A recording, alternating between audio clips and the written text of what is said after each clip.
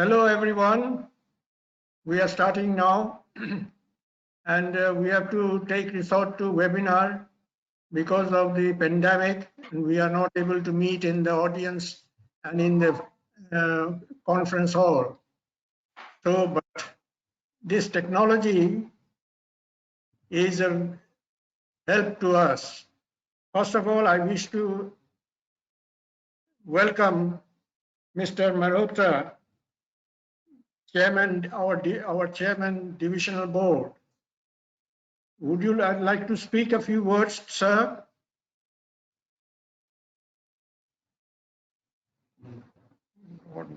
Your microphone is not audible. Sir, you are not audible. I'm not audible? No. So, Sorry. Mr. Mehrotra. Hello. Mehrotra sir, you are not audible.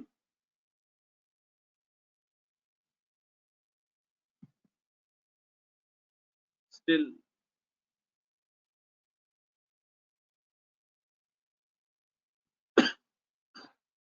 No, sir.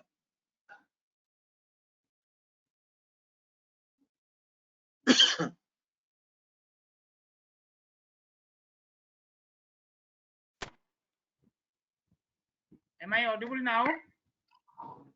Yes. Yes.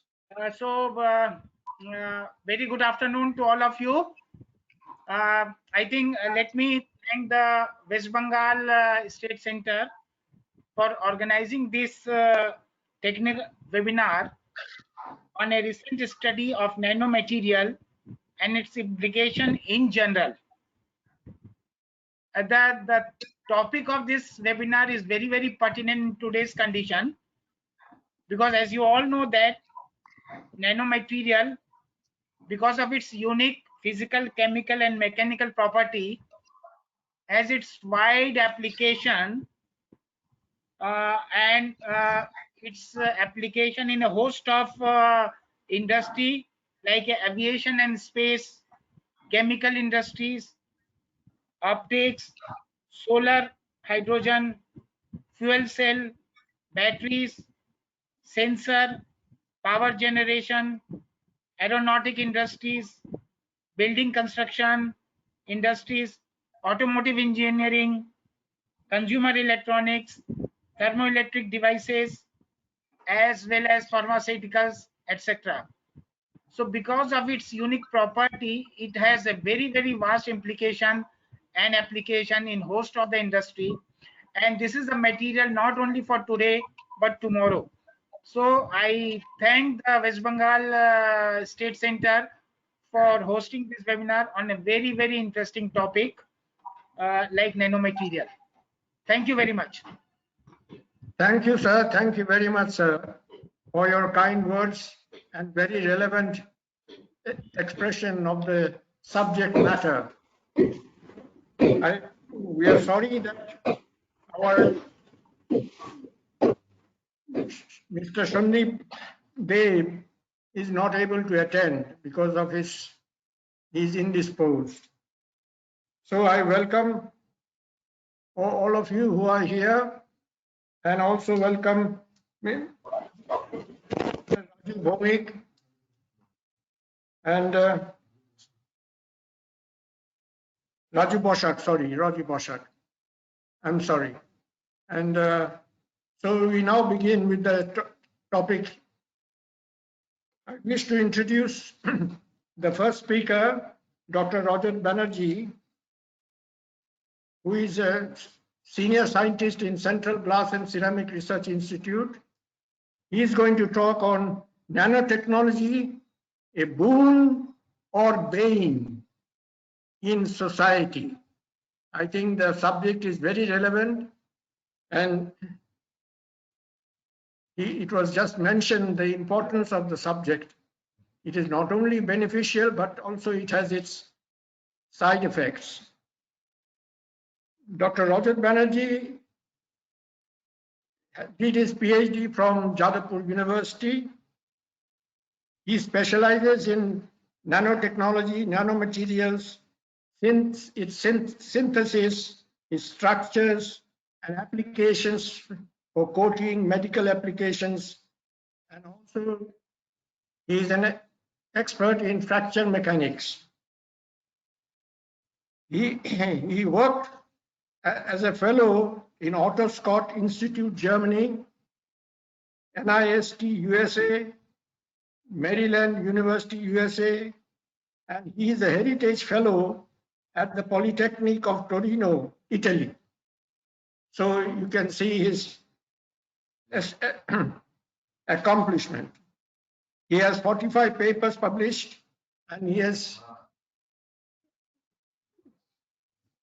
helped 5 students for their PhD degree.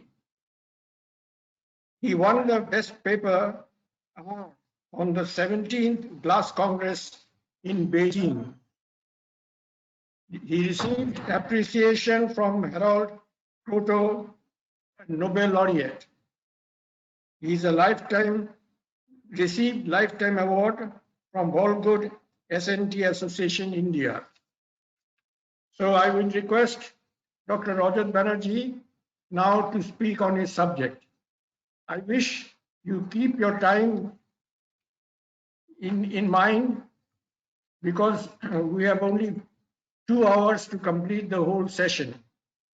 So with these few words, I welcome Dr. Rajat Banerjee. Yeah. Good afternoon.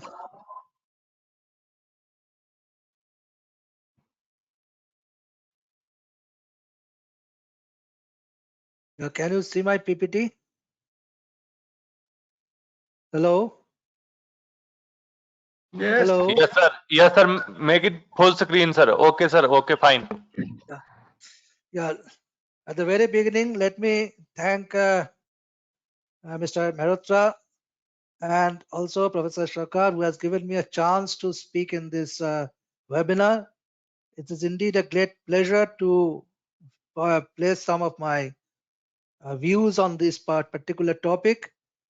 This particular topic I have chosen, but basically it will be a very popular talk. I am not going into very intricate of scientific research. It is basically a very popular talk, but I will show how nanotechnology is really helping us in day-to-day's work, and most importantly, the really the subject which has been flourished in nanotechnology is the medical science. In the medical science, the nanotechnology has been a boon. Really, it is a boon, and I will give you some insight of how it has been done. So, with this small words, let me start my lecture. It is a recent study on nanomaterial and its implication in general. So, the first slide is the Nobel laureate Richard Feynman.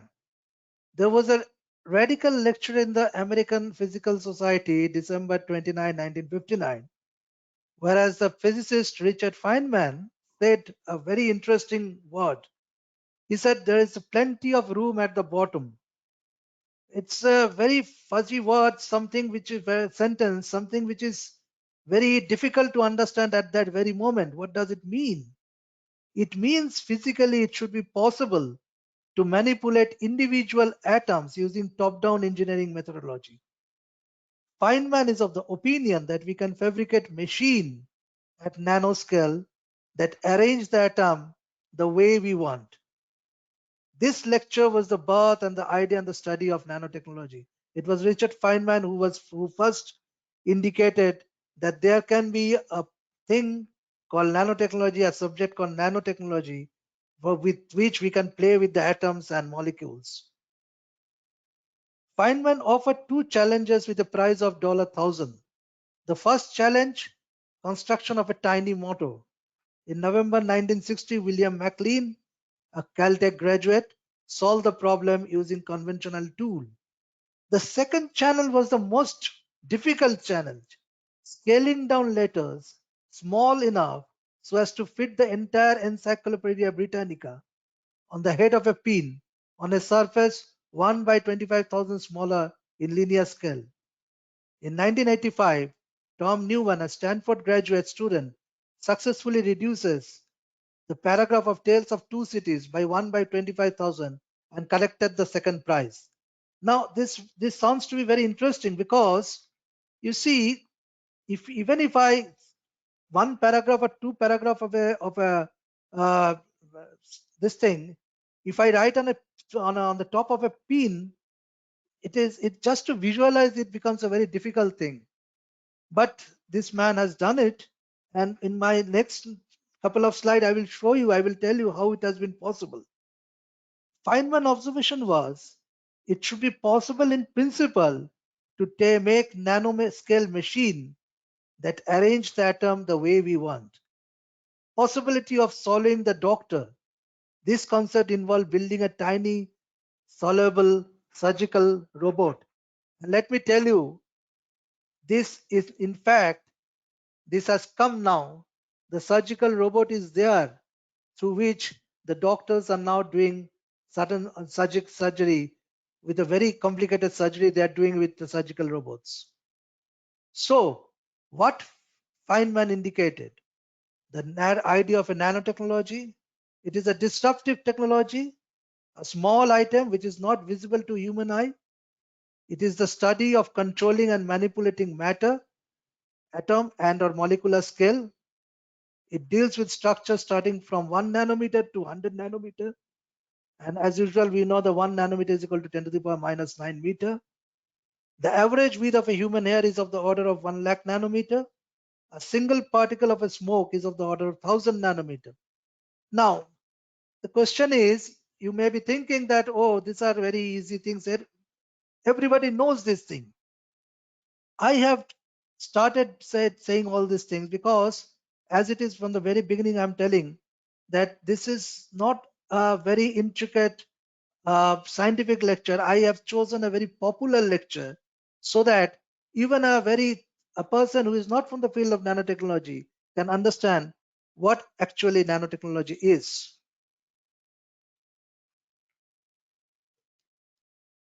My next slide. What happened?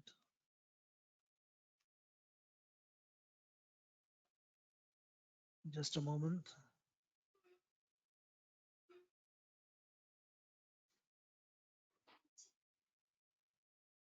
No. No.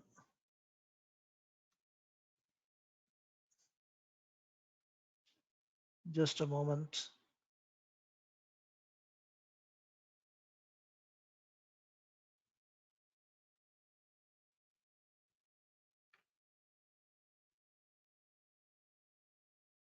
Where it has gone?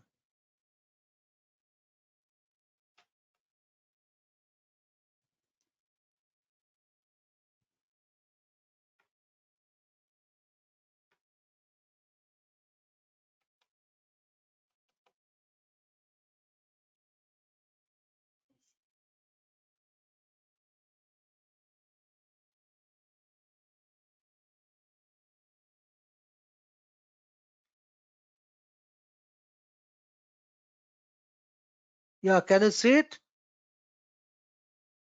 Hello?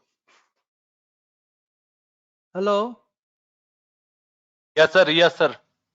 Please continue. Yeah, okay. So the classification, just a moment, let me.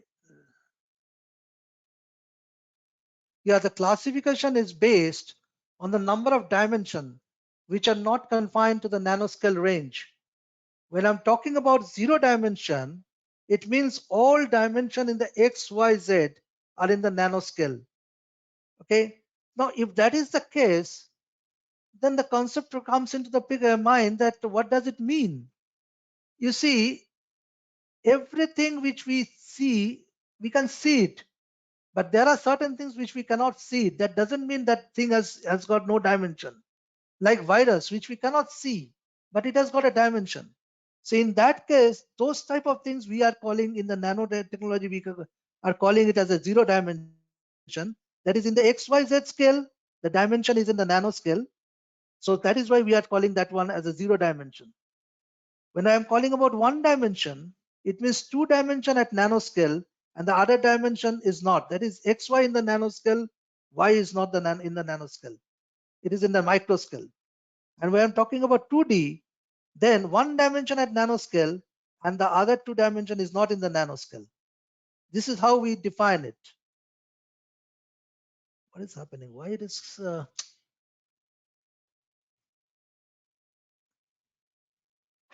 why it is blocking?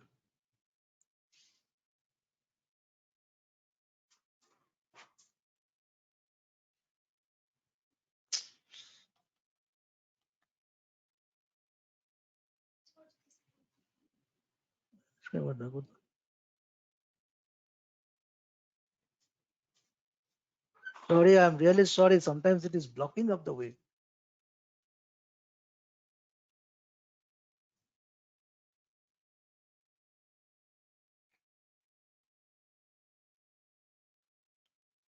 Yeah, so this is the one dimension. We will call this one, later on I will show you that this is called the quantum dot, which we are seeing it here. This we call it as a one dimension. Sorry, this is called, we call it as a 0 dimension. This is the one dimension, that is carbon nanotubes and nanofibers. These are all one dimension. And 2 dimension is basically a thin film, which we call it as a 2 dimension. So how to obtain a nanomaterial? There are many ways of obtaining it. One is the top-down process, that is the breaking down matter into more basic building blocks, frequently used chemicals or thermal method. Bottom up, building complex system by combining simple atomic level component. Mechanical grinding, that is called the top down, and the chemical process, that is the sample is been done in both top down and the bottom up ways.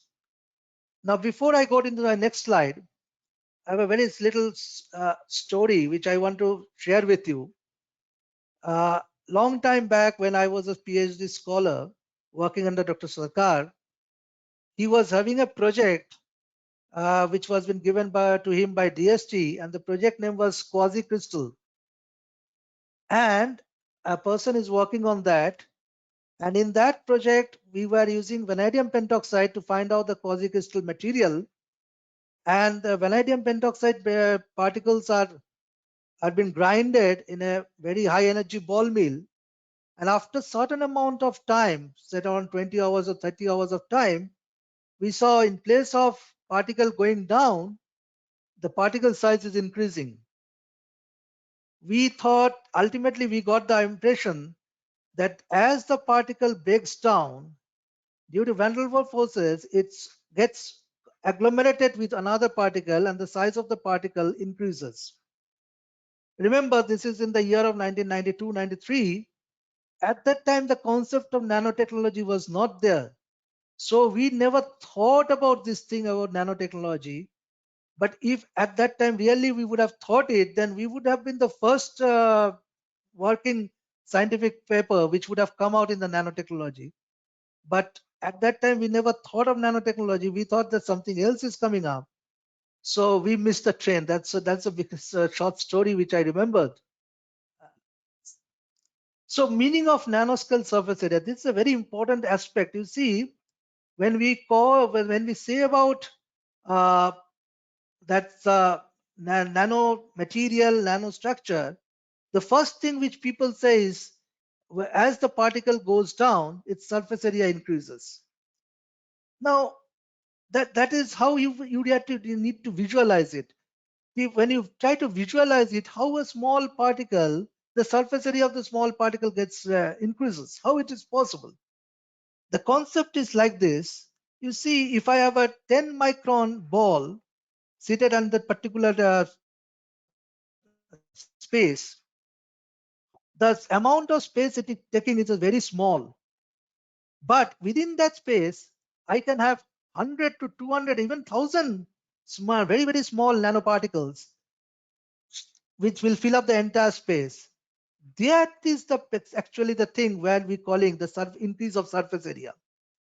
Because only you see the big particle, the surface area is the touching of the plate is very small part.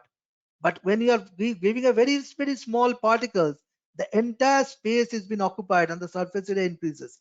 That is what the people say, the increase and the in the nanoparticles, the surface area increases. And if I now recall that how the person who got the second prize of Feynman, when he wrote one paragraph of The Tale of Two Cities on a Pin, now you can see where if that part is very small, even in that small part, the particle with which you can write, those particles, if they become very, very small, then the pinhead becomes very large.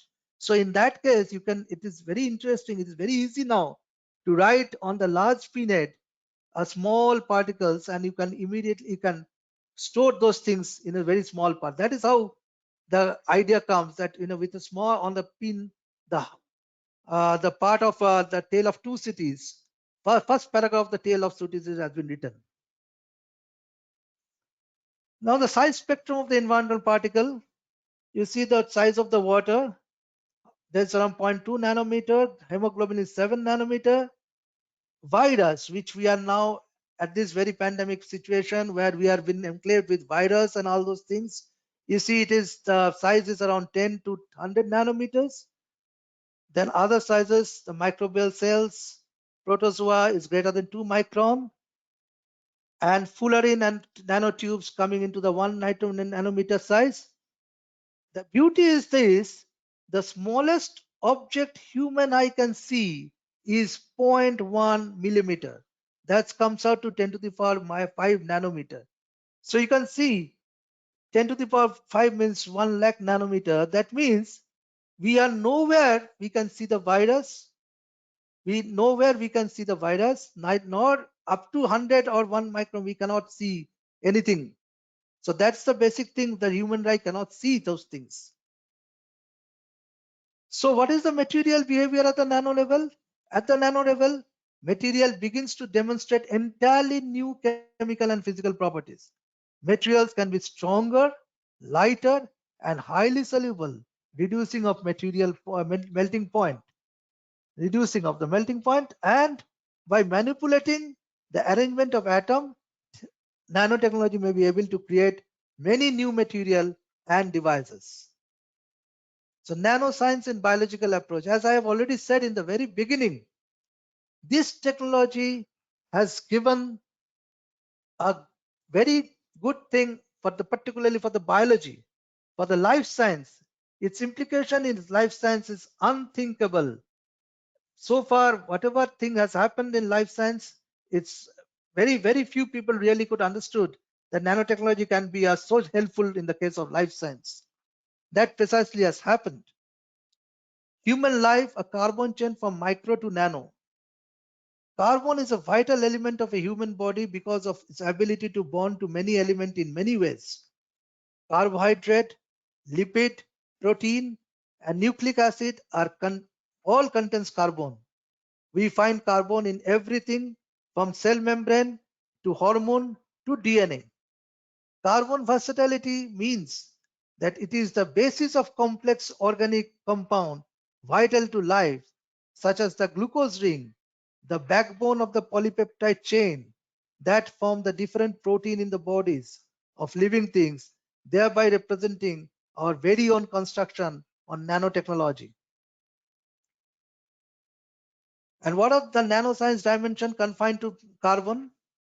The fullerene, quantum dot, and carbon nanotube. These are the three carbon nanoscience scale dimension confined to carbon. Now, what is a fullerene? The word fullerene describes a molecule at the nanoscale that is made up of only carbon. It is called C60 buckyball. It looks like a football. Fullerene allows us to build nanostructure, the very foundation of the nano object in question. Synonymous to the construction of the building, fullerene first lay down the flooring, erect the beam, and set up the walls of nanotechnology so that designer can then set forth to add in the commodities. Badhai Oil Company used it in oil called Techno C60 for surface coating conductive devices. Water-soluble fullerene showed activity against AIDS. But let me tell you one thing. even though discovering of fullerene fetched Nobel Prize to Professor Kroto, Professor Karl, and Professor Smalley, but this material has very limited use in the nanotechnology field. Because of its closed structure, it is difficult to use fullerene either in solar cell or in other places because charge transport from fullerene to fullerene is a difficult thing to do. So that's the basic thing why fullerene didn't get so much of importance in the nano field. The next one is carbon nanotube, which is the most important of the nanomaterial used so far, and particularly in medical field. It is a sheet of graphene of 1 atom in thickness, well rolled into a tube, create a single wall carbon nanotube. Unlike fullerene, which is spherical, CNT is elongated. Carbon nanotube has diameter as small as 1 nanometer and length up to several centimeters. Carbon nanotubes are strong that are not brittle. It can be bent, and when released, they can spring back to their original shape. This one, the first one, which has been building, you are seeing this is a single wall carbon nanotube.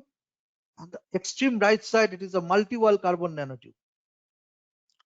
Now, the question is how to visualize a carbon nanotube. Experimentally, you can find out, you can produce carbon nanotube.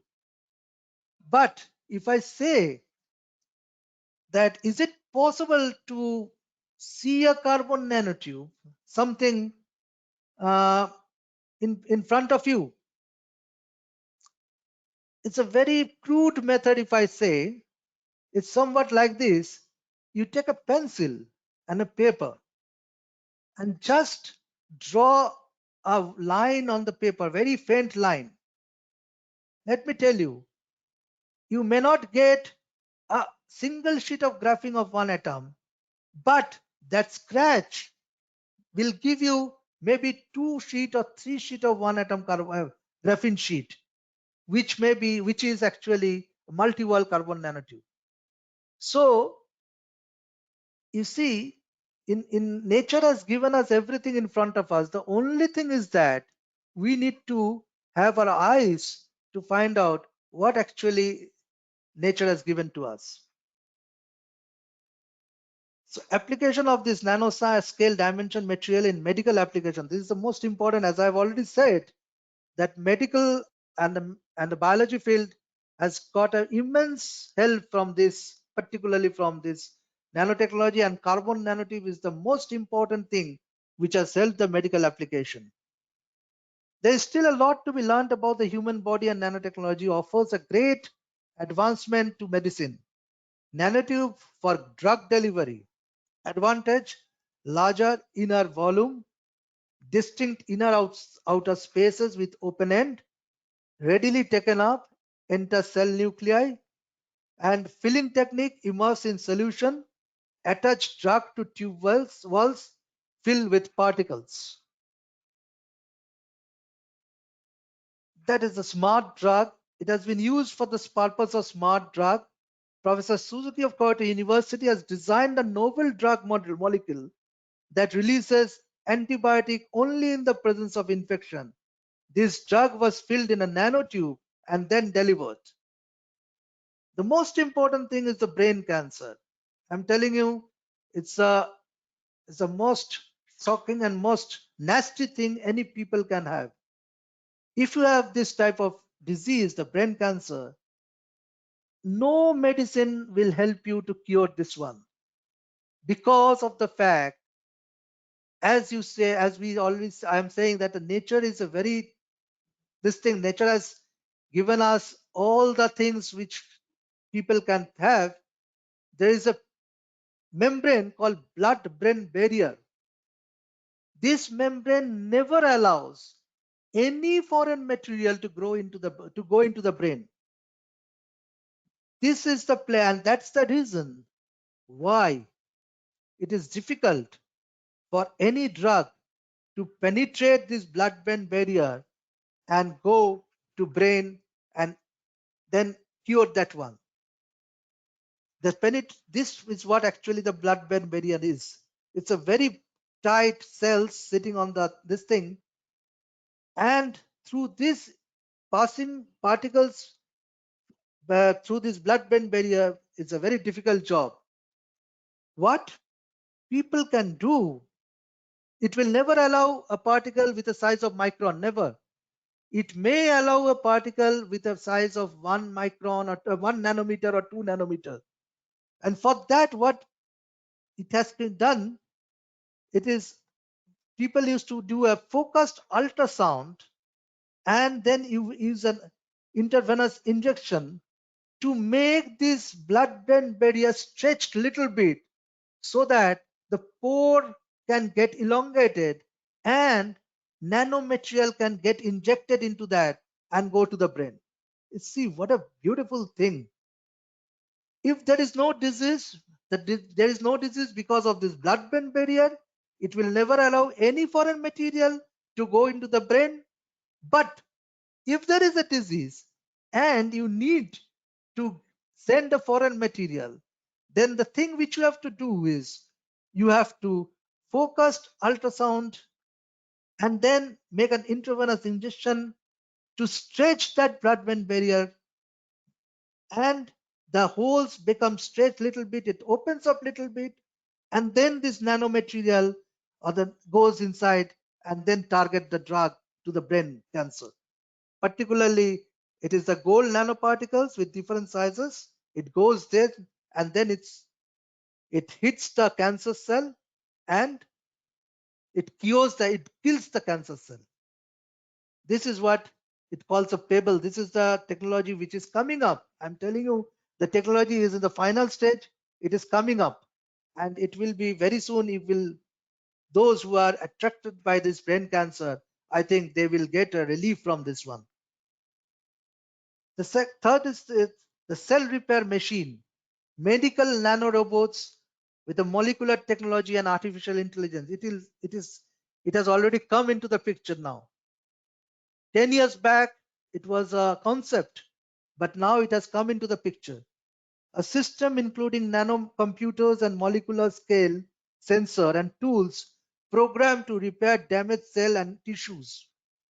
A fundamental breakthrough, this machine will free medicine from the reliance of self-repair as the only path to healing.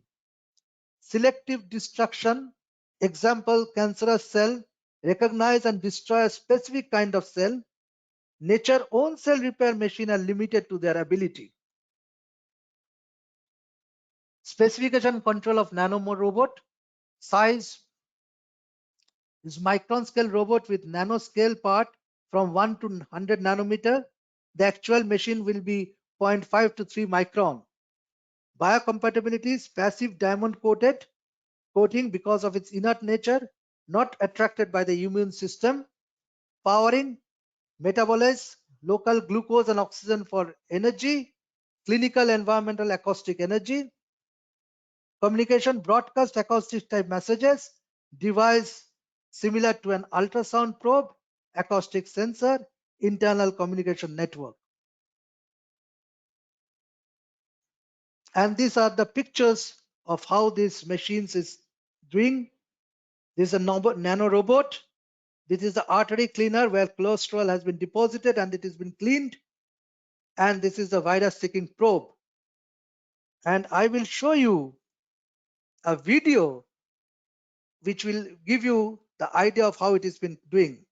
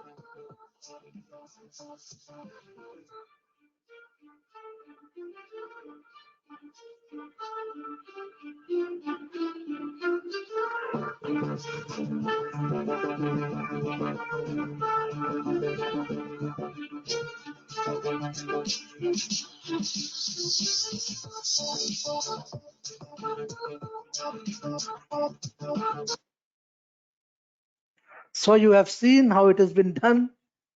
I think you can, but this is a real fact. Now this type of robots is already there now.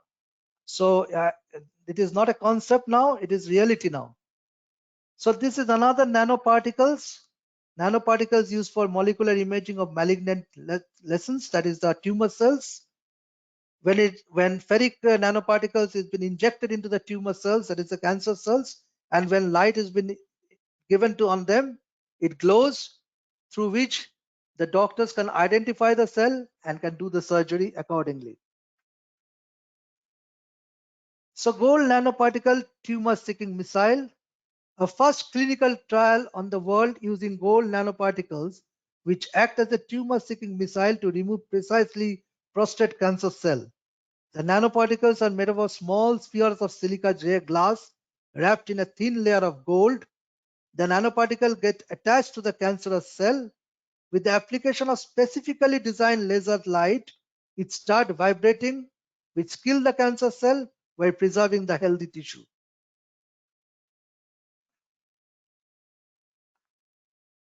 There is another video through which I will show you how this drug delivery has been done using nanoparticles. And doxorubicin is basically a chemotherapy drug. And you can see that one, how it has been done.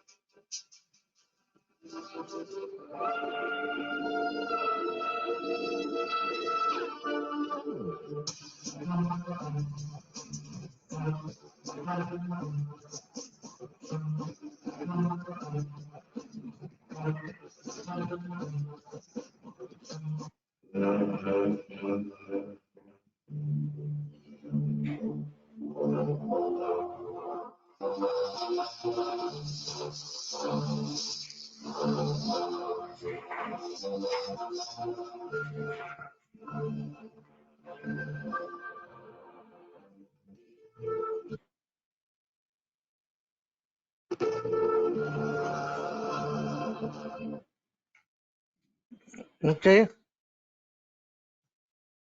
So now I'm going to the quantum dot, another this thing that is a which we have, I'll say the fullerene quantum dot and the carbon nanotube. Quantum dot are nano-sized color that can allow scientists to identify object in a very small scale. For example, quantum dot will someday allow art dealers to mark their special artwork with a unique tiny blot of color that will be nearly impossible to replicate by anyone else, thus putting a halt on forgery. Quantum dot can also allow doctors to mark individual cells so as to keep track of important features such as cancer cell. Changing the color with a quantum dot. This is another video. I'm not showing this one. The quantum dot based nanoparticle in the body can identify smaller cancer tumor for better imaging. Moreover, during surgery, the glowing nanoparticle can help a surgeon identify and remove the entire tumor. Quantum dot glows with a particular color with light. Quantum dot is enclosed in a capsule that is usually polyethylene glycol molecule, while traveling through the bloodstream so as to shield the nanoparticle from the body immune system. Next, a young inventor, Justin Hans, making tiny plastic particles to deliver life-saving medicine. Many medication like therapeutic DNA, insulin, etc. enters the body through painful injection. Justin Hans, a 26 years old assistant professor at Johns Hopkins Research Center, packed the drug into a microscopic plastic sphere which can be inhaled. This new type of porous nanopolymer particle capable of releasing drugs in an environment resembling the deep lungs. These nanoscopic particles efficiently deliver therapeutic genes by carrying DNA directly to the cell nucleus. This technique also may prove useful in delivering toxic cancer-fighting drugs only to the cell affected by the disease. Now I am coming to the COVID-19, the great pandemic, how nanotechnology can be an important tool. Despite the ongoing efforts made by scientists and doctors, there exists no effect, no treatment for COVID-19. Antibiotics are not effective against viruses, and antiviral drugs do not show in much benefit. Application of therapeutic nanoparticles has emerged as a groundbreaking in the medical field and allows accurate diagnosis and specific treatment. The small size, low toxicity, electrical charge, and chemical plasticity make it possible to overcome several barriers. Treatment with nanoparticle can target the COVID entry life cycle. Remember, in this particular virus, the S protein is the most important factor in preventing the entry of SARS-CoV-2 via the process of membrane fusion. Thus, therapeutic nanoparticles can be designed to pre-block SARS-CoV-2 entry by inhibiting the S protein from binding to host cell. A few months ago, it's a second trial going on. The first COVAX-2 therapeutic drug, dexamethasone, has been developed using nanotechnology.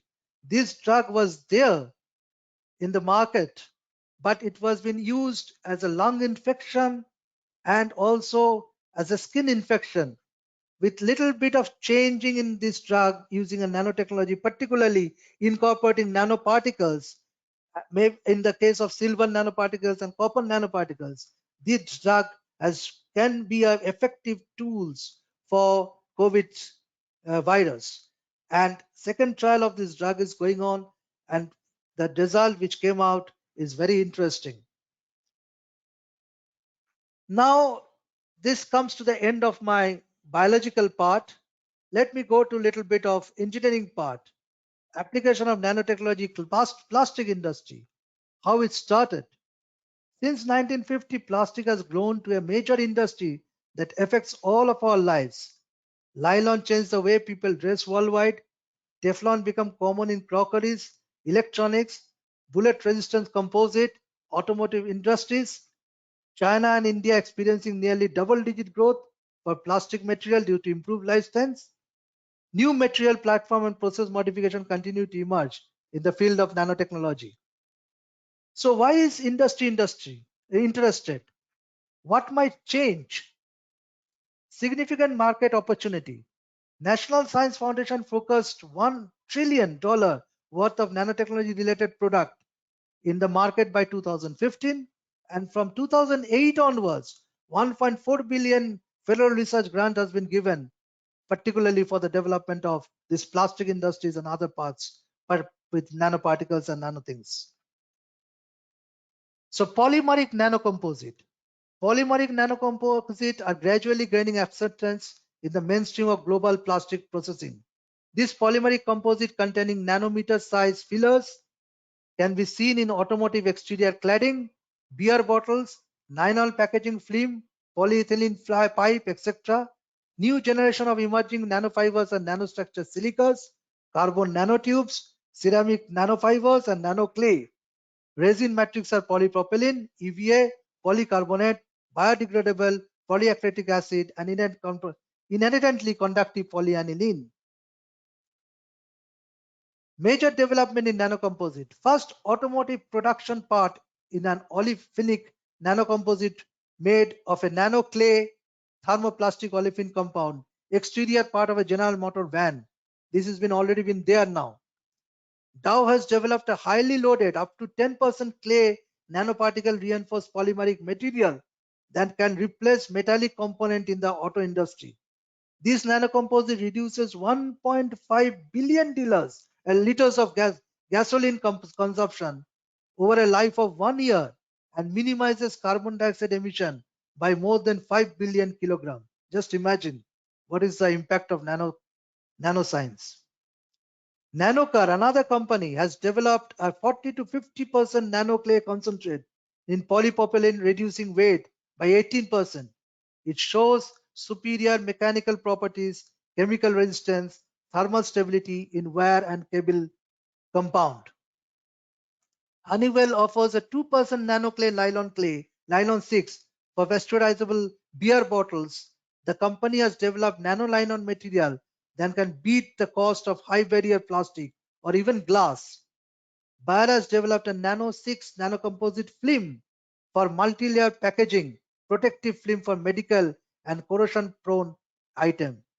Uber America developed nanocomposite barrier for automotive fuel system. It uses 5% nanoclay in nylon 6 and 6x6 blend, which is 5 times more resistant to gasoline permeation than unmodified nylon 6. Uber has developed a co-extruded barrier fuel line, trade name EcoBester, using nylon 666 nanocomposite as the core of the layer. Application of nano in coatings. Diamond coated dental bars are also one of the major applications of nanoparticles used as coating.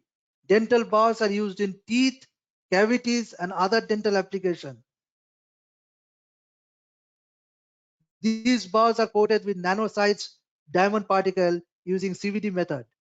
Diamond-like carbon DLC coating is used in wide range of application to reduce the sliding friction and wear resistance of component, particularly on fuel injection and internal engine component to improve the fuel mileage. PPG is a US-based company that has developed CeramaClear, world's first commercial nanocomposite automotive clear coat. PPG Sun Clean window are self-cleaning and contained external film coating nanoparticles. Nanotechnology in food. Nanotechnology has impacted several aspects of food science, how food is grown to how it is packaged. Nanomaterial will not only change the taste of food, but also in food safety. Nanofood implies nanoparticle used during cultivation, production, processing, or packing of the food. It is not atomically modified food or food produced by nanomachine.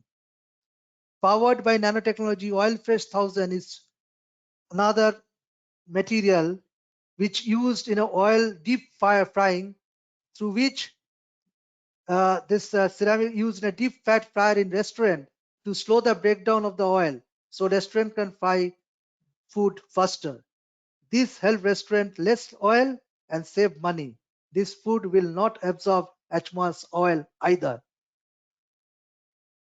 Aluminium foil, which has been used with the help of silicate nanoparticles.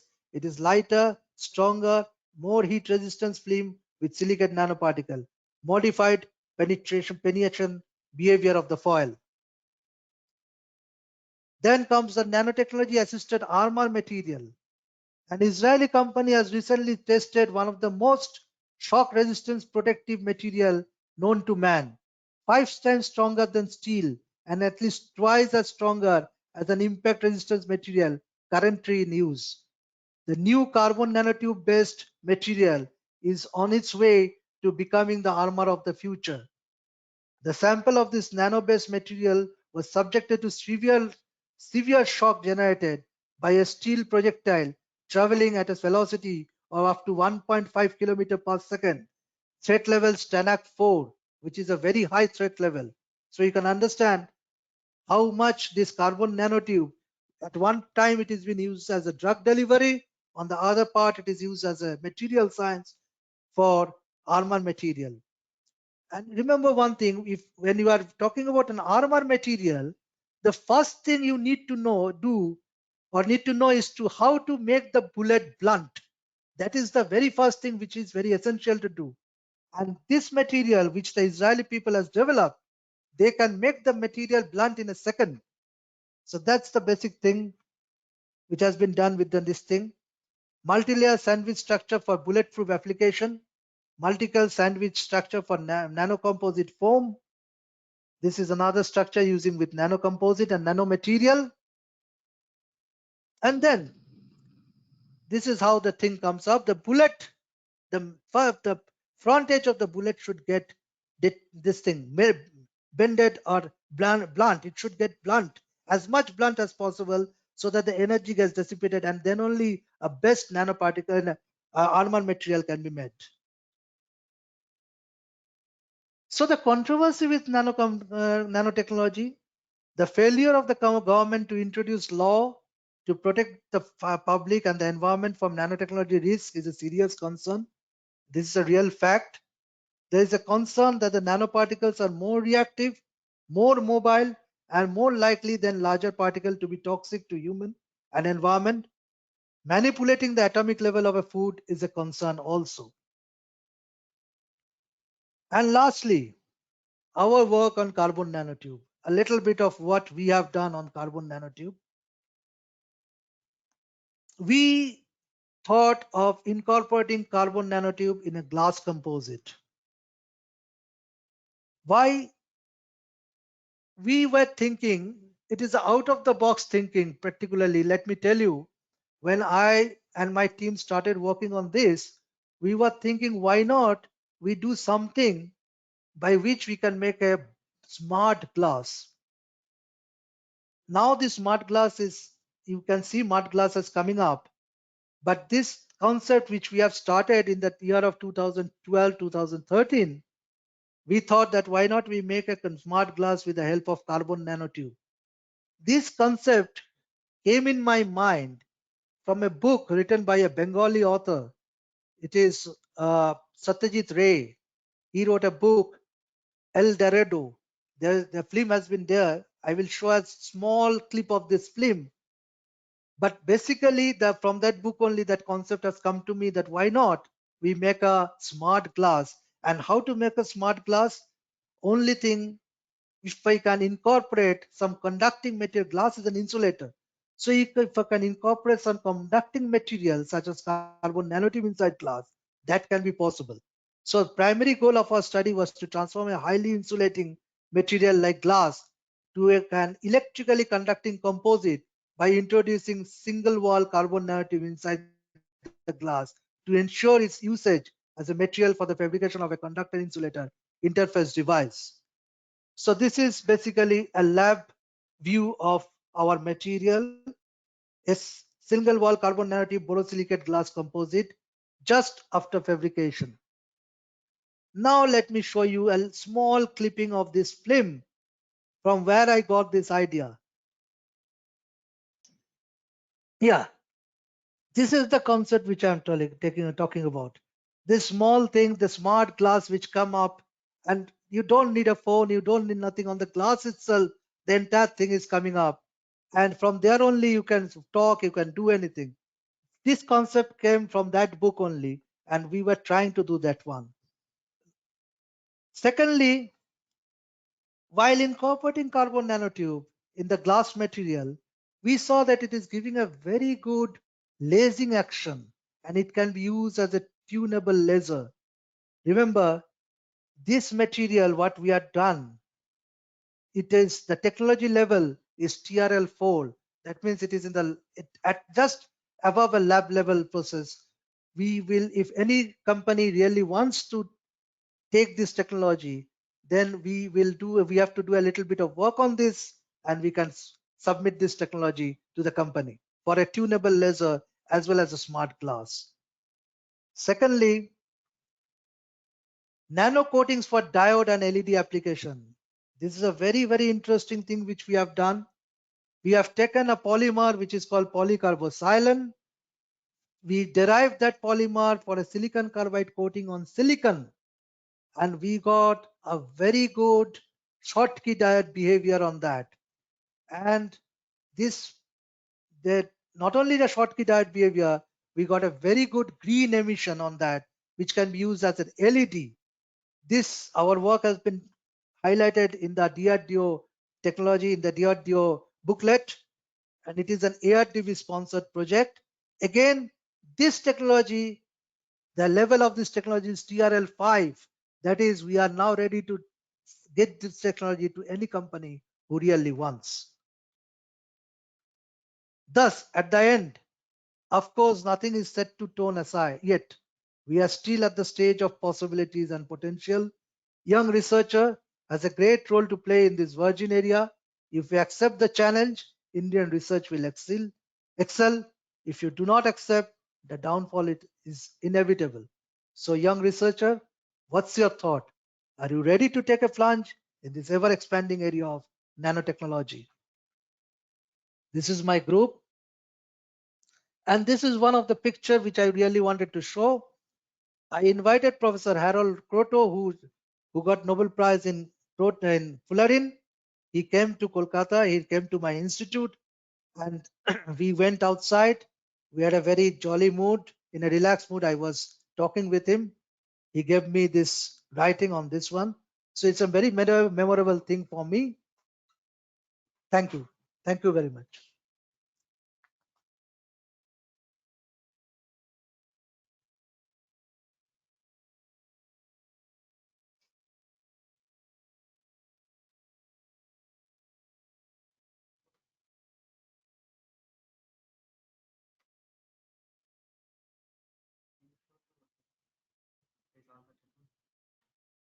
Hello? Hello?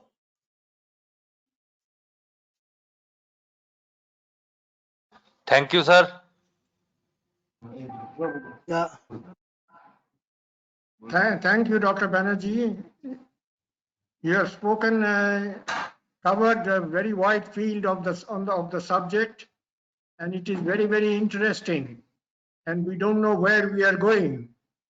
Your title of the talk says boon and bane. I was looking forward to the bane of the subject, which you have not really covered well. But nonetheless, true, because the coverage is really extensive and very beautifully said. Now we come to the second speaker of this evening, Dr. Arnab Ghosh. Sir, am I audible? Yes. I would like to say, Rajada, can you hear me, Rajada? yeah, I can hear you. Yeah. Rajada, I have sent my PPT to your email ID. Okay. So can you just show that PPT as your PPT so that you can, if you can change the slide, I can speak from here. Otherwise, it will be not possible because I am working from my mobile. Will it be possible for you to do this for me? Yeah. Let me see whether it is there or not. Let me see. Yeah, it is. You see, I have forwarded one mail to you. In my Hotmail? Yeah, you see, just I forwarded it. Just a moment.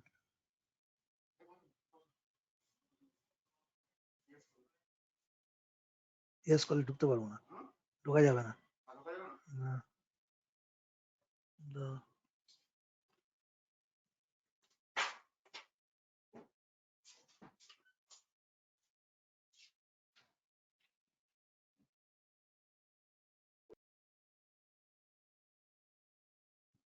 Yeah, it's in your Hotmail ID. I have sent.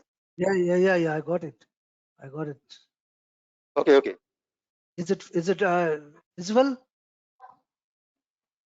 Yeah, just let me see. Yeah, it's visible, visible. Okay. Okay. So, can I start? এখন আমি বলতে পারি এখন? Hello, can you hear me? Hello, sir. Can I start? Yeah, yes, sir. Yeah, I can hear you. Am I audible? Yes, you are audible. Am I audible? Okay, so can I? Yes. Just So can just I a go moment. to the next speaker? Yeah, Can I- Arnav, just wait a little bit Yeah. because Professor Sarkar will introduce you to the audience. Okay. Let me introduce you. Otherwise, you will not Sure, be sir. know. They will- Okay.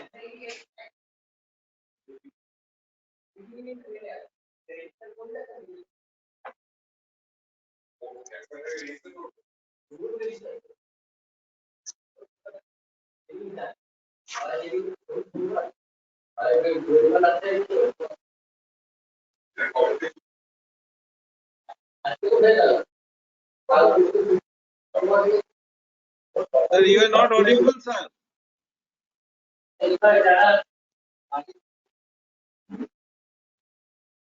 Hello. Yes. Sir, start. Start.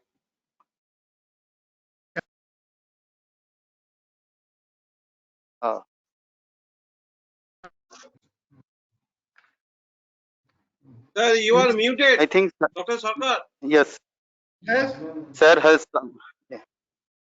Now it is okay. Now it is okay. okay. Yeah. The title of his talk, I repeat, Synthesis of 2D Nanostructure with Efficient Up Conversion Photoilluminescence and Superior Electrochemical Properties for Optoelectronic and Energy Storage Device Application. Dr. Arnab Ghosh did his BSc Physics from Calcutta University, then PhD from Jadavpur University, and his thesis work was on glass carbon nanotube materials, particularly for electrical and optical applications.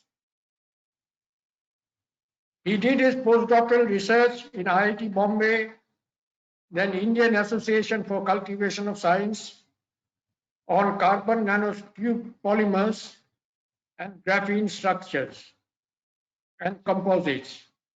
He is now in SN Bose Basic Science National Center in Calcutta.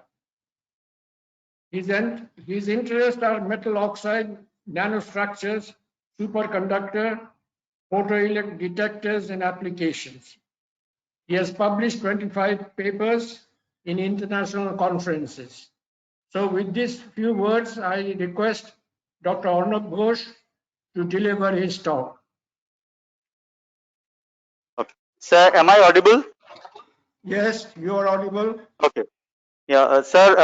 Yes. Thank you so much for introducing me, and I would like to thank IEI for giving me the opportunity to present my work here. I have actually completed my postdoc in SN Bose, and recently I have joined University of Engineering and Management, Kolkata, in the Department of Basic Science and Humanities as associate professor. So this is my present organization. So since I have wasted some time due to some technical problems, so I would like to go a little faster my talk. So I am starting my talk. So good afternoon to everyone.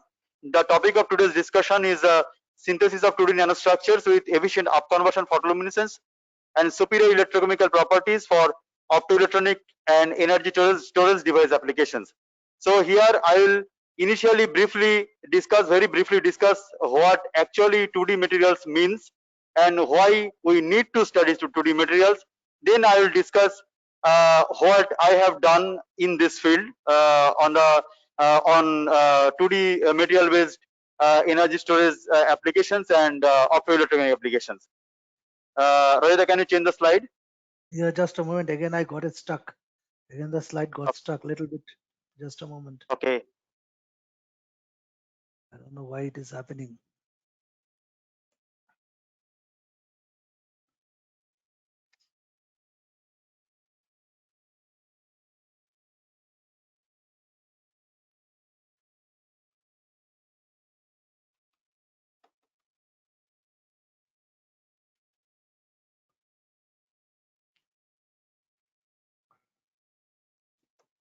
Just a moment. Okay, okay, sure.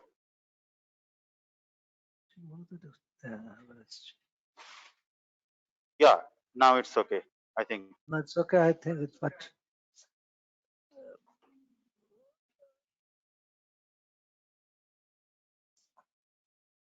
is it okay now? Yeah, I can see it. Okay. So first of all, I would like to discuss that what actually 2D materials means. 2D materials by definition is a material which have a sheet-like structure, ultra-thin structure of thickness in the range of 0.1 to 10 nanometers. So it's very thin and sheet-like structure, and it can be monolayered or multi-layered structure. So in the following schematic, one can see that these are the few examples of commonly known 2D materials. The first 2D materials ever discovered is graphene, and graphene has actually dragged attention to the researchers to develop other 2D materials such as boron nitride, molybdenum disulfide, tungsten diselenide, disulfide, and so on. So there are at present two class of 2D materials are there. One is metal chalcogenide based 2D materials, and another is metal oxide based 2D materials. So how we get 2D materials from three-dimensional materials? Actually, every material is a three-dimensional materials. Then if we can peel off or you can scratch a thin layer of that material from the 3D materials, we get a 2D materials. And there are several synthesis methods and procedures are there through which we can get 2D materials. So next, in the next slide, I can show that why we should study 2D materials. 2D materials are some unique properties in compared to their bulk counterparts. They have very large specific surface area. This is because due to the very high aspect ratio, because in one dimension it is in the nanometer order with a very lateral large area. So that's why it has very large specific surface area, and with a high thermal conductivity, high electrical conductivity, high charge carrier mobility, high mechanical strength. It is a very lightweight and high flexibility, and also it has a very good optical properties, because when it converts from the 3 dimension to 2 dimension, it become indirect to direct band gap and shows visible photoluminescence. And also it got very large number of electroactive sites in the surface, which are actually utilized for energy storage devices. And these depending on these unique properties, Rajita, can you show the previous slide once? These are the few applications, very important applications of 2D materials, including photocatalysis, luminescence solar concentrator, flexible electronics, nanogenerators, many optoelectronics devices like light emitting diodes, photo detectors, and solar cells, and also energy storage devices like supercapacitors and batteries. Next slide, please. So these are the few common synthesis processes of 2D materials. One first process is mechanical exfoliation. This is a earlier discovered synthesis process, and then liquid phase exfoliation, various kinds of wet chemical processes, chemical vapor deposition, and some physical vapor deposition processes like molecular beam epitaxy, atomic layer deposition, and pulse laser deposition. Next slide, please. Yes, and among all these processes, we can concentrate on wet chemical route, because through wet chemical route we can get better advantage, which is very simple process, and also we can get the 2D material with very high production yield. Next slide, please. Okay, so these are the brief introduction of 2D materials, and now I will discuss that what we have done on 2D materials. First topic is I have synthesized two-dimensional copper oxide. It is a very simple synthesis process, and I have studied the energy storage device applications like supercapacitors.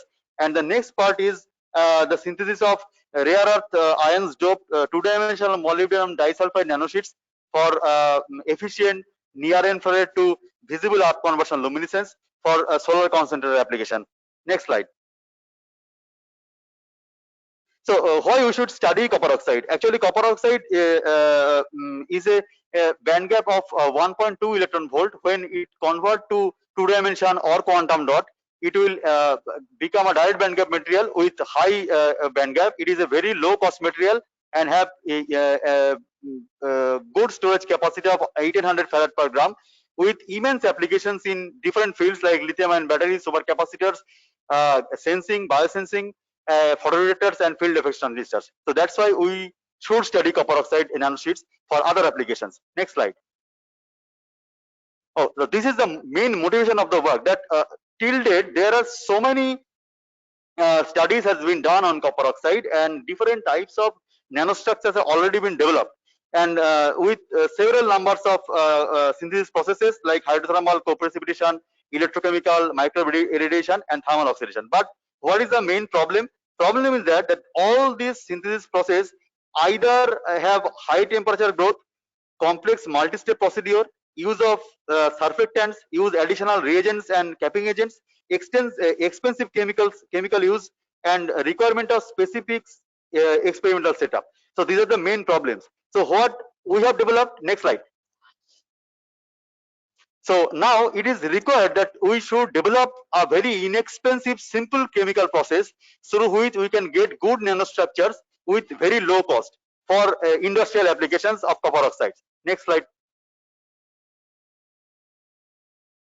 Okay, so I have synthesized copper oxide nanosheets, where what development I have got, that is, it can be synthesized in room temperature. Is very important, because generally metal oxides are generally grown from heating metal hydroxide at very high temperature. But this copper oxide, I will explain that it can be synthesized at room temperature, and it is a very simple single step procedure.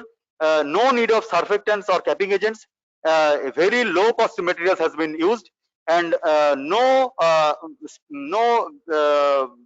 very hi-fi or very costly experimental setup is required. It just required only 2 beakers and 2 salts. Next slide. So but why should we study the 2D structure of copper oxide? Because just I have already explained that 2D specific 2D structure has some kind of special advantages. So that's why we need to focus on the copper oxide 2-dimensional nanostructures. Next slide. So these are simple synthesis process. I will just go very fast. We just need sodium hydroxide and copper chloride. Just copper chloride are dissolved in water. Sodium hydroxide dissolved in water, and if we mix sodium hydroxide dropouts to the copper chloride solution, then gradually it can transfer from copper hydroxide to copper oxide. I can show you an image of how the copper hydroxide can transfer to copper oxide. Rohita, can you click? Okay, so this is the copper chloride solution, and after adding sodium hydroxide, blue colored copper hydroxide precipitation we got. Then after 2 hours, it slowly transform into copper oxide, and after 12 hours, it's completely converted to copper oxide. It's a black precipitate of copper oxide. Next slide. And this is the I can go now very fast because time is very short. So this is the X-ray diffraction spectra of the copper oxide I have synthesized, which is very highly crystalline. So no, it is important to say that irrespective of I have used high temperature growth, with room temperature growth I have got a very highly crystalline material. Next slide. And this is the Raman spectra and FTIR spectra, which shows the specific characteristics peaks of copper oxide, which actually proves that through this synthesis method, very high purity copper oxide can be synthesized. Next slide. And this is the morphology of the copper oxide I have got. One can see that it is the lateral dimension of nearly 1 micron. So big sheets of copper oxide can be developed through this very simple synthesis process. Next slide. Yeah, this is the transmission electron microscopy analysis of the copper oxide I have synthesized. So one can see that the sheet structure has different types of shapes. With the very bigger sheets I have got more or less 1 micron lateral dimension, and the high resolution transmission electron microscopy images shows the lattice spacing, which confirms that high quality copper oxide can be synthesized through this simple synthesis method. Next slide. And this is a very important study, which is the atomic force microscopy analysis, which actually proves that this copper oxide is a quasi two-dimensional structure, because we have just using this AFM technique, we just measured the sheet thickness of the copper oxide, and we got nearly 3 to 4 nanometer, only 3 to 4 nanometer thickness of the copper oxide I have synthesized. So which confirms that two-dimensional copper oxide can be synthesized without using of any expensive methods. Okay, next slide. And this is the optical aberration spectra of the copper oxide, and the band gap I have measured from the top plot. We got 2.08 electron volt, which is significantly higher than that of the bulk form.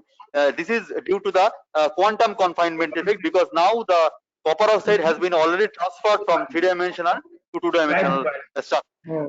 Electrical layer on glass we also use for electromagnetic shielding.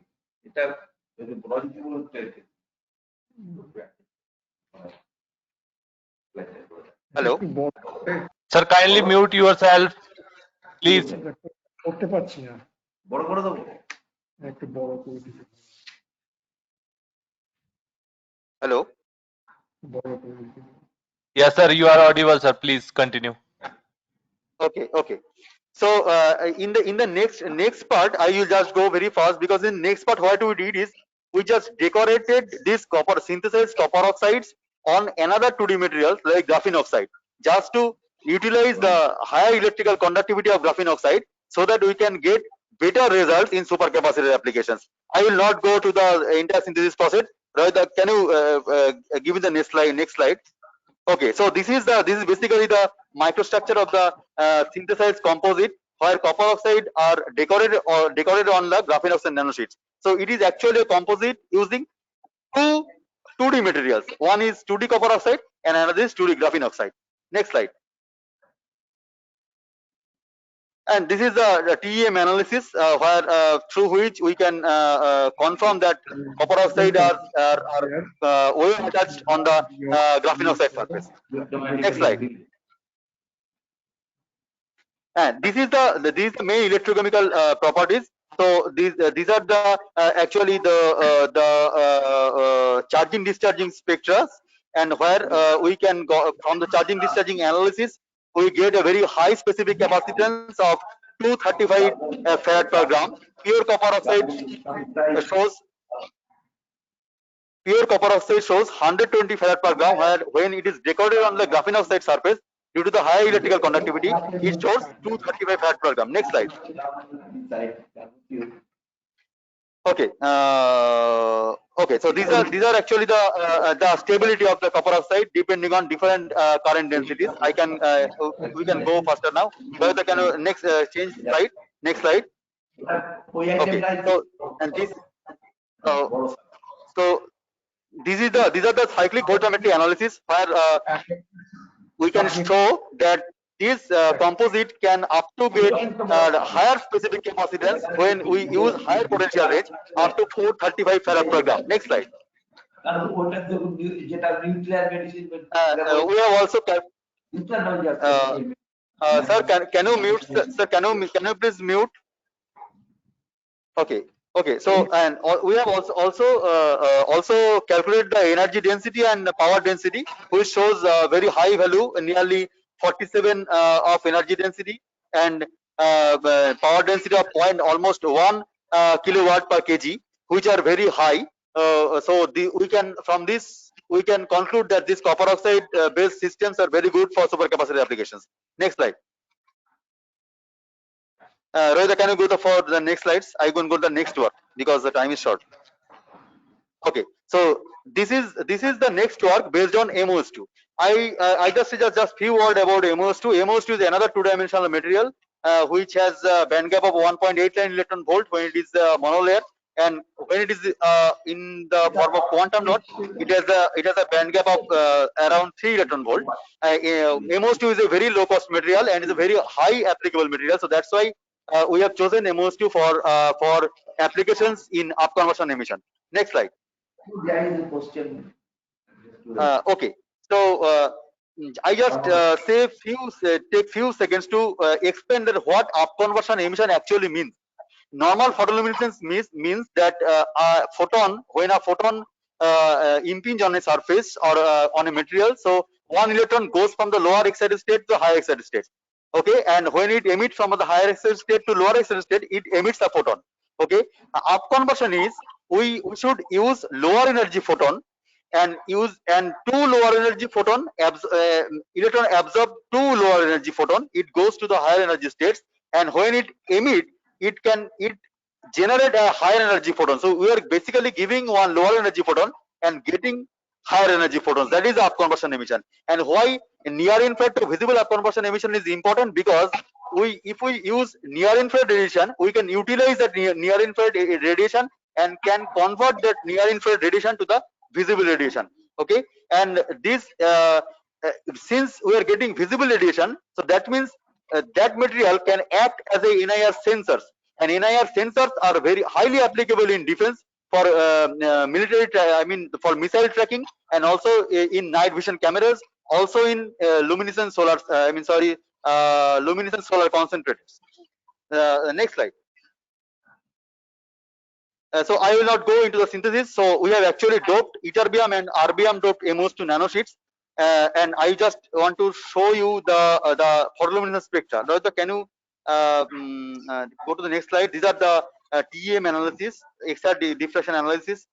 These are the analysis where we can confirm that that erbium and ytterbium are actually properly doped in the MOS2 nanosheets. Rohit, can you go to the next slides? This is the absorption spectra. Next slide.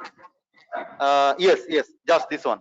So this is the photoluminescence up conversion photoluminescence spectra. We have used a 980 nanometer laser, which is a NIR laser, and we got emission in the visible region and in the red region 650 and 542. So we are getting red emission and green emission when we are using our near infrared radiation, which is not visible. So this is the main feature of this material. And what we got very strong up conversion luminescence from the material, which confirms that this material is highly suitable for NIR detector in night vision camera and for missile tracking. Next slides. You can go to next slides. And this is the next slides.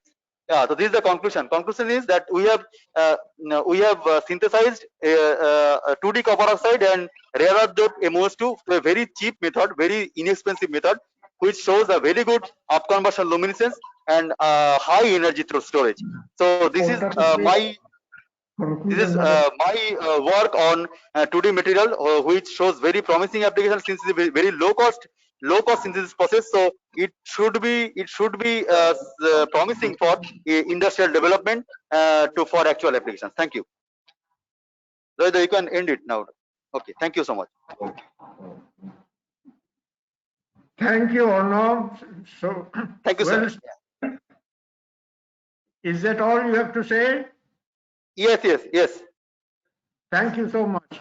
You have covered very Okay. briefly and very nicely your subject matter. It is very illustrative with your slides. Thank you so much. Thank you Now so we much, have- sir. Thank you so much. Now we have some questions and answers. I have received a question from, let me open this.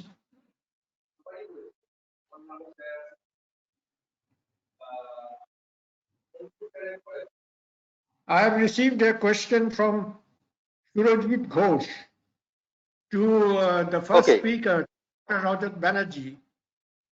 Yeah, His question is, can electrical conductive layer on glass be also used for electromagnetic shielding? just can you just tell the question Repeat, once can more? I repeat again?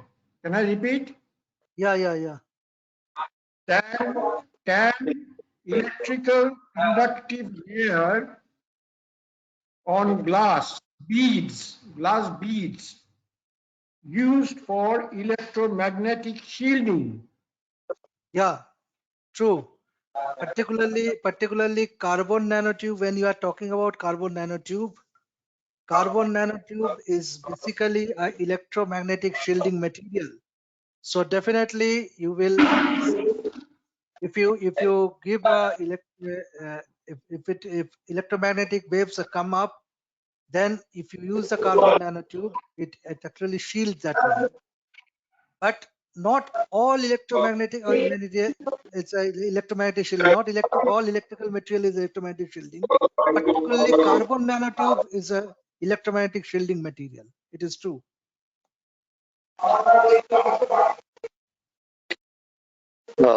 Sir, may I say something on this Yeah. topic? Yeah. Sure.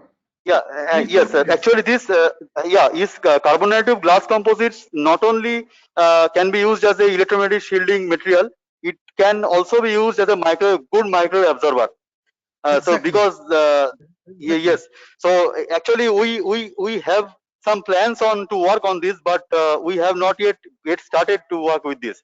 So it is very promising field. I still believe it is a very promising field, and I have a Yeah, plan to we are work on this material. Yeah. we are the first group which have published papers on this one. Usually with the melt quench technique, we are the only first group Yes. which were published Right. paper on carbon nanotube glass composite. Okay. একটা কোনো question নেই। Well, There is one more question that I have sent it. Pardon? Sir, one more question I have sent it.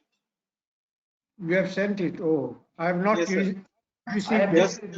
I have sent to WBSC. So Okay. I hope I will receive one, just I will read it out. Now, anyhow, by the time we'll receive, I will ask one question. You see, when you talk about nanomaterials, first of all, I will ask you to speak about the bane of this nanomaterial, which we have not covered. Sir, actually, I was trying to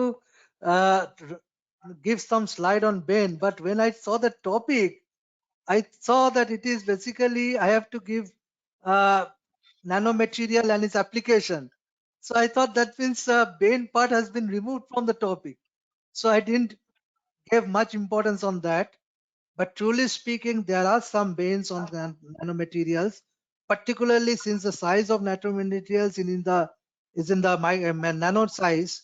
So when you are dealing with this material, it can goes inside your body, particularly for human being who are dealing with it.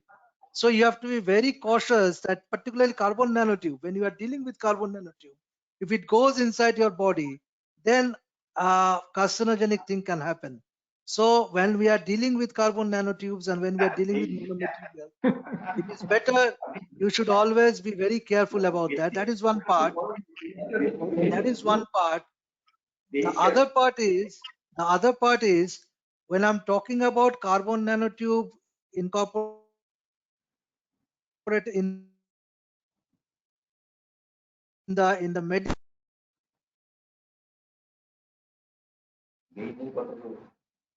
field. In place of a particle been filled up with the carbon nanotube, what happens? go very fast because of its body, with the carbon nanotubes body, it gets agglomerated little bit. So that is another problem which the medical fraternity is facing. Otherwise, that is the best method to give drugs to a particular cell where you can kill the cell. But the problem with this is that when the material goes inside the blood vessel, it doesn't go very fast. It gets little bit agglomerated. So that is one of the problem in carbon nanomaterial, particularly carbon nanotubes. And secondly, when we are talking about food productions, in the food, when you are actually accepting the carbon particles and other things, there is a possibility that people, unscrupulous researchers and people, can change the food, genetically change the food, which has happened. I think when you see the ship called Dolly, which has been built up with a single cell, and then there is a bar in the entire world that you cannot duplicate a life human being or a life thing. But China has done that thing. So if it falls on the unscrupulous researchers, there is a possibility that this can be used in a many different ways. So these are definitely some banes of nanomaterials. Supercapacitor for EVs, which is a nano. Thank you, Dr. Rajat Banerjee. Now, there are some other questions which has arrived, but before we get into that, I have a few questions. Number one, what is the quantity of nanomaterials used in a device? Well, it depends. It depends upon what you wanted to make. Like for instance, in plastic, they have gone up to 50% of the nanomaterial. And if you want to make quantum computers using carbon nanotubes and other things, I think around 10 to 20% of nanomaterials they use it. Particularly in atomic force microscope, I'm telling you, the tip of the atomic force microscope is basically carbon nanotube tube. It is a single wall carbon nanotube tube. So it depends on what type of material you are making and what type of things you are making. It is not a thing that okay, only 20% will be used, nothing of that sort. It depends upon what type of material you are using.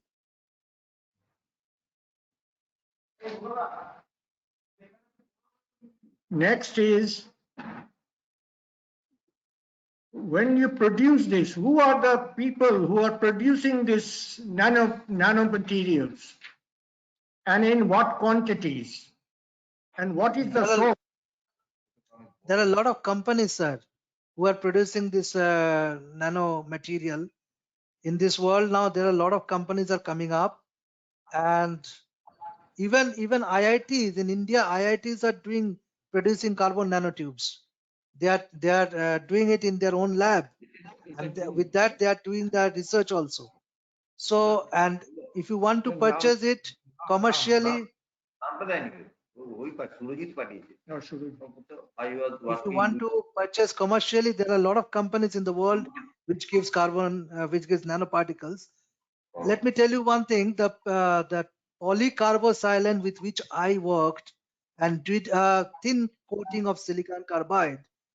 That is another material which is not a carbon nanomaterial, but from there you can get silicon carbide nanocrystals. This polycarbosilane is an embargo item. Nobody will give you. There are only two companies in the world we are producing it. Starfire, which is in Germany, one of the companies Germany. Luckily, one of the DRDO lab, DMSRD Kanpur, they have made this polycarbosilane, and they gave. And if you now want to work on the silicon carbide with using polycarbosilane, you can do that.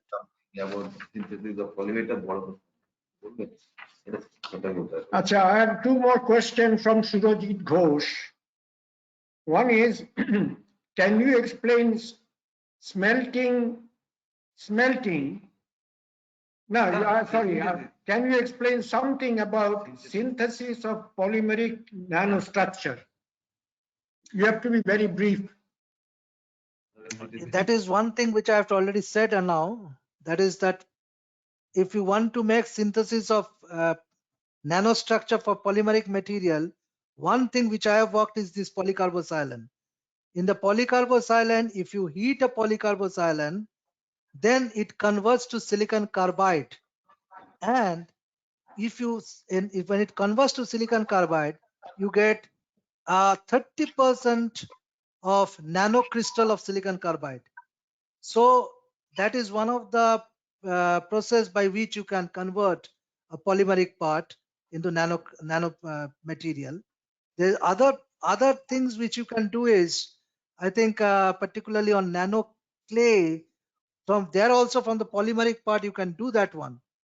And that I have not worked on that. So at that very moment I cannot say how they transform that part. The second question is from him, from Shurojit again. He says that he was working with supercapacitors for EV, which use nanotechnology. Can you tell progress on this? Arnav, can you answer this one? Yes, sir. Or no? Actually, yes. Yes. Am I audible? Yeah, yeah. Yes, audible. Yeah. Yes, sir. Actually, supercapacitor are now emerging like anything, and different types of nanostructures are people are actually investigating. So basically, there are two types of materials we are actually in broad class are actually investigating. One is based on the double layer capacitance, that is mainly the carbon nanostructures, and another based on the metal oxide, which are actually storage charges based on some charge transfer mechanism between the electrodes. So basically, metal oxides and carbon nanostructures are actually we are studying for supercapacitors, and also the hybrid structure where metal oxide nanostructures are decorated or anchored over carbon nanotubes and graphene. And at present, mainly nickel oxide and nickel hydroxide has shown the maximum specific capacitance of nearly 3000 farad per gram. Okay, so still people are still working on it, because nickel oxide has some serious problem with charging discharging stability. I mean that if we charge discharge that supercapacitor for longer cycles, then it degrades. So that's why people are studying that to extract one very good material from this carbon nanostructure, and as well as from metal oxides, which can show a very high specific capacitance, very high storage ability with very good cyclic stability. So this is the present scenario. এটা অন্য ঘোষ নাকি? এটা হচ্ছে সুরজিৎ, এই দুটো সুরজিৎ, আর এটা হচ্ছে এনারা। আচ্ছা, Surojit, let me finish with Surojit. He keeps on, he's bubbling with questions. There's another question. Can electrical conductive layer on glass be also used for electromagnetic shielding? No, I gave this answer, sir. I gave this answer. Magnetic shielding. ওটা হয়ে গেছে তো Yeah, I gave this answer. এটা উত্তর হয়ে গেছে হয়ে গেছে, এটা হয়ে গেছে। এটা হয়ে গেছে এটা হয়ে গেছে আচ্ছা, আরেকটা যেটা হচ্ছে, এটা বলিনি I was working on না না, এটাও হয়ে গেছে, এটাও তো তাহলে এটা বললাম। what is the specific application এখন হচ্ছে, what are the specific applications of nanomaterials in automotive industry? Specific application in automotive industry. You say, I think you Well, covered. I covered, think yeah, I covered Very I shortly, covered. very shortly. very broad. I covered it, but one thing I can tell, in the automotive industry, the particularly the oil part, now they are mixing some sort of a nanomaterials so as to get a better lubrication in the oil, so that the engine can work very nicely. Now, what are the nanomaterials which are using? They are actually using it quantum dot of carbon carbon they are using it inside. They are using it some sort of other material also, particularly for the lubrication, so as to get a better lubrication and so that the piston can works very nicely. So that is one part. The other part which I've already explained regarding that EcoBuster, which the UA America has already done it. Another part is the Dow Chemical, who has replaced their the metal part with the composite, nanocomposite part. So I have mentioned those things.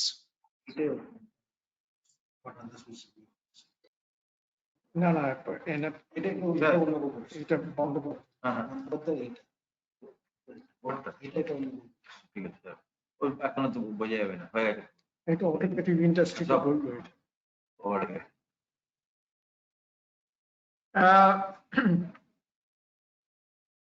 There is another question.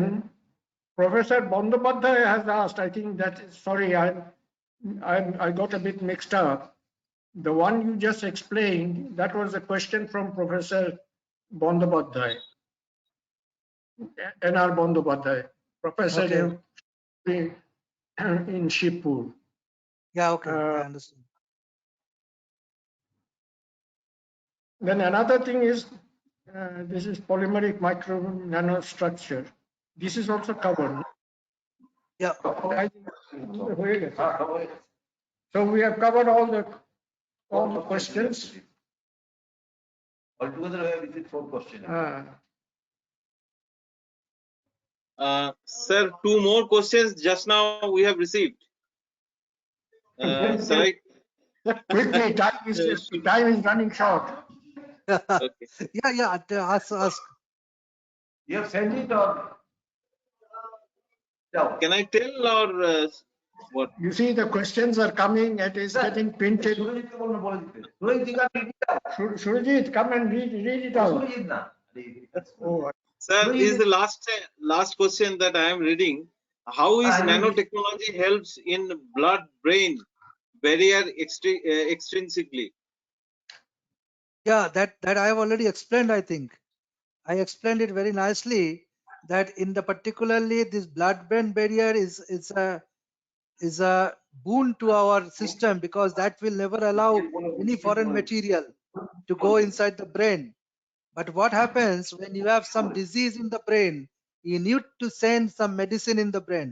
And in that case, you need to cover this blood-brain barrier and go to the brain.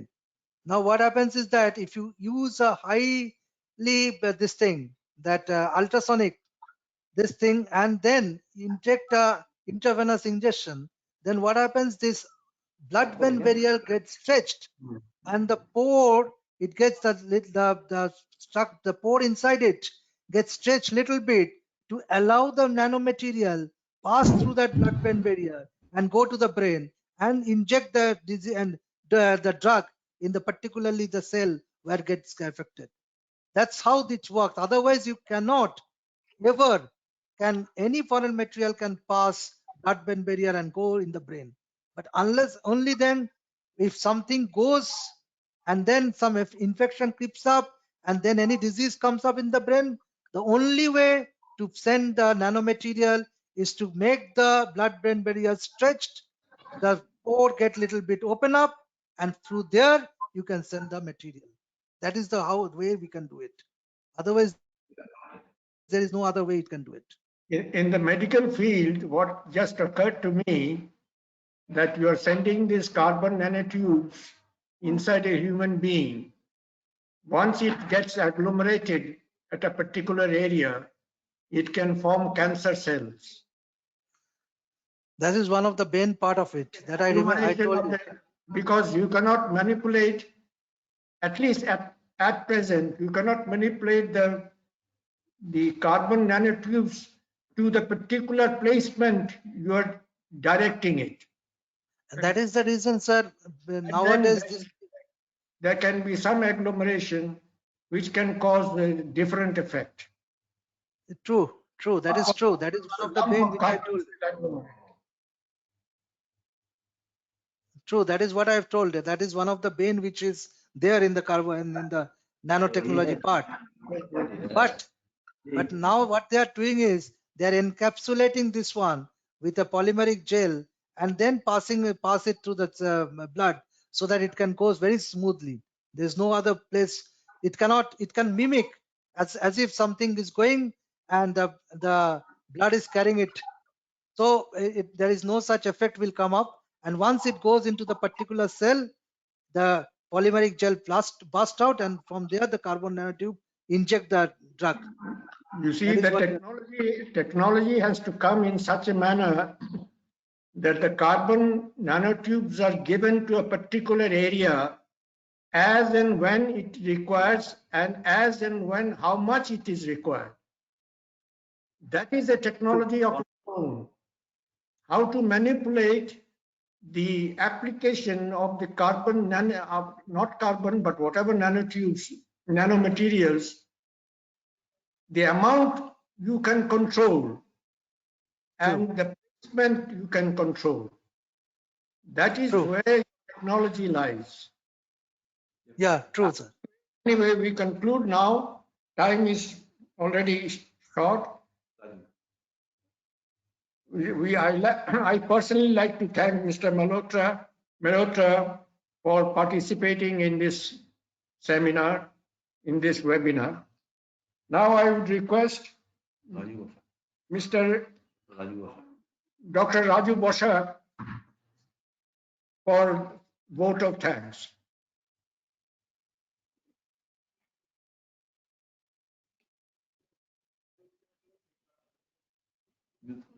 কি হলো?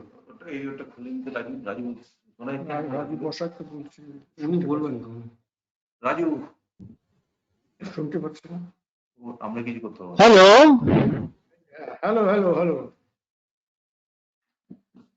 Mr. Mehrotra was trying to say something. I think he's been muted. Sir, you are not audible, Mr. Benarta. You want to say I something? think you are having. মেরতে is also like to. আমি তো বলে দিয়েছি already vote of thanks, আবার ওর বলার কি দরকার? There is confusion. না, ওরও বসাকেরও বসারও কথা বলছে। শোনার কথা শোনা। You are not audible. I don't know whether you are audible. I am audible or not.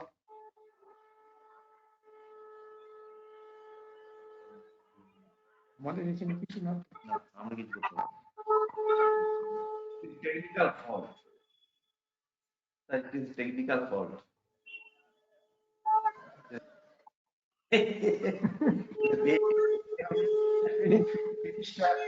জিনিসটা এরকমভাবে আটকে গেল। Benarta sir, can you? I mean, your system is okay. হ্যাঁ Hello. হ্যাঁ হ্যাঁ হ্যাঁ আমি তো You are not audible, sir. হ্যাঁ হ্যাঁ তুমি বললে আমি সুরজিৎ হেডকোয়ার্টারে না রাজু বসক আছে তো, রাজু আছে তো, রাজুকে ধরতে পারছে না, রাজুর কথা বলছি, রাজু আছে তো, রাজু আছে সুরজিৎ আছে হেডকোয়ার্টারে। হ্যাঁ হ্যাঁ হ্যাঁ রাজু বসক দিয়ে দিই, রাজু বসক এসছে তো। হ্যাঁ হ্যাঁ হ্যাঁ হ্যাঁ হ্যাঁ বললাম তখন কিছু বললাম স্যারকে নিয়ে এসছি, স্যার বললাম হ্যাঁ হ্যাঁ হ্যাঁ হ্যাঁ হ্যাঁ হ্যাঁ স্যার বললাম আমি তো হয়তো ঠিক মতো বুঝতে করতে পারবো না। কি হলো হঠাৎ করে এরকম হয়ে গেল? সুরজিৎ একটা কন্ট্যাক্ট করবো।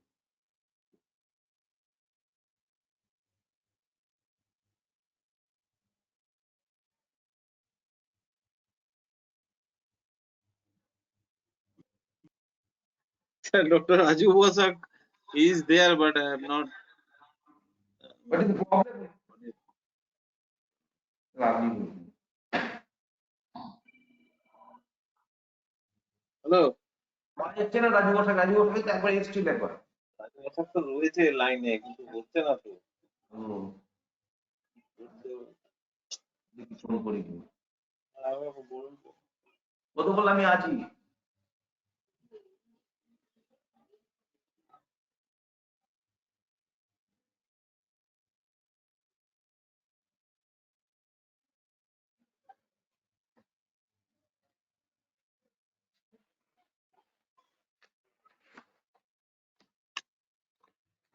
হচ্ছে না, বেরিয়ে গেলে কি করে?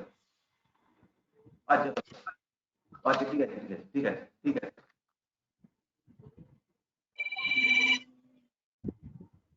ওর network Sir, Yes, tell me. এইবারে ওই Mehta Yes, sir, I can হ্যাঁ hear স্যার you. বলে দিন। I can hear you. Something. Are you able to hear me? Yes, sir এই 127-28 জন মতো হয়েছে, আর রেজিস্ট্রেশন করেছে 367 জন। ওই ঠিক আছে মোটামুটি আর কি। Raju Singh is trying to. হ্যাঁ হ্যাঁ, Raju Singh is trying to log in. ঠিক আছে আমি বলে দিচ্ছি।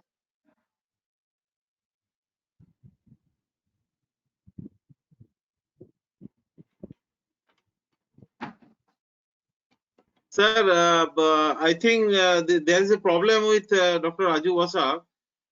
If it is so, then I request Dr. Sarkar, please, you may conclude giving Okay. the vote of thanks. Okay, Oh, Before sorry, that, sorry, you are audible now. Sorry, I am sorry. So, Mr. Mehta, you want to say something? Sorry. yes. No, I am only saying that these the two talks by Dr. Banerjee and Dr. Arnav Ghosh was very excellent, and it has opened a new area for the nano material application, basically for the medical science, which at least I was not aware. So very interesting talk, and thank you, Dr. Banerjee and Dr. Ghosh. Thank you very much. Thank you, sir. Thank you very Thank much. thank you, sir. Thank you so much. Thank you. Please give me some time, Raju. May enter anytime. Raju may enter, I think. I think let us should- see if Raju can come. Raju is trying. Raju is trying. Problem in this network. As is, there's a problem.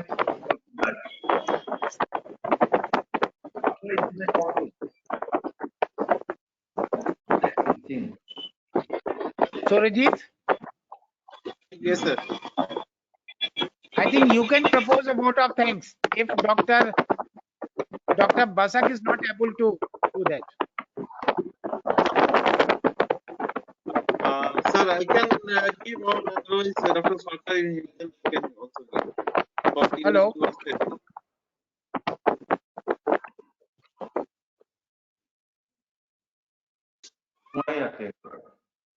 Surajit Krishna, vote of thanks. Rojit, you are in the line, I think. You can. Surajit, if you are on the line, then I request you, there, Yeah, Surajit, you can propose the vote of thanks. Okay, sir. Thank you very much. I first of all, I'd like to thank all the panelists, specifically Dr. Banerjee and Dr. Arnav Ghosh. So they have nicely delivered the the topic of nanomaterials, and there are a lot of, the new information that we have received from both of them. And on behalf of the headquarters as well as West Bengal State Center of the institution, I propose the vote of thanks, and nicely delivered this the entire technical webinar. As you know, we are facing a lot of trouble during this pandemic situation. Otherwise, we could have, we could have received a lot of responses from various corners if it is done through physical. So, but anyway, we have got a lot of attendance. More than 300 people they have registered for this webinar. That is a good thing. And on behalf of Metallurgy and Materials Engineering Division Board of the Institute of Engineers,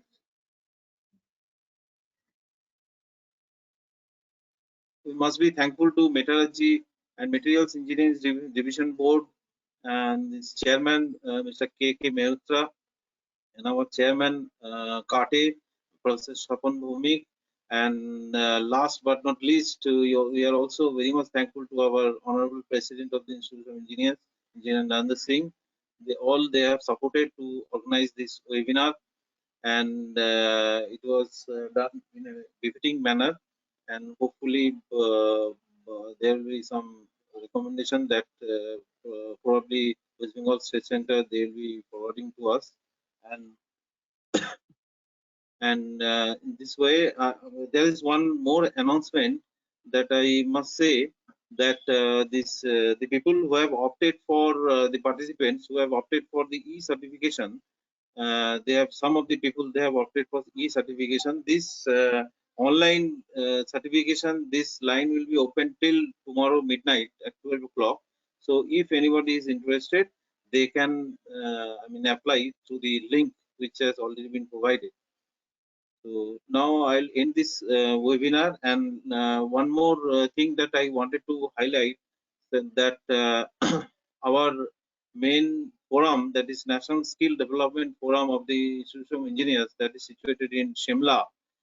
They are also the part of this webinar. Actually, they are controlling this entire webinar, and this has been nicely broadcasted.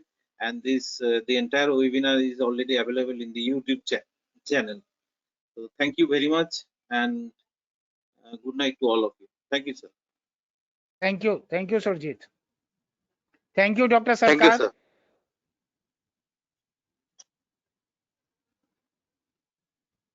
Thank you.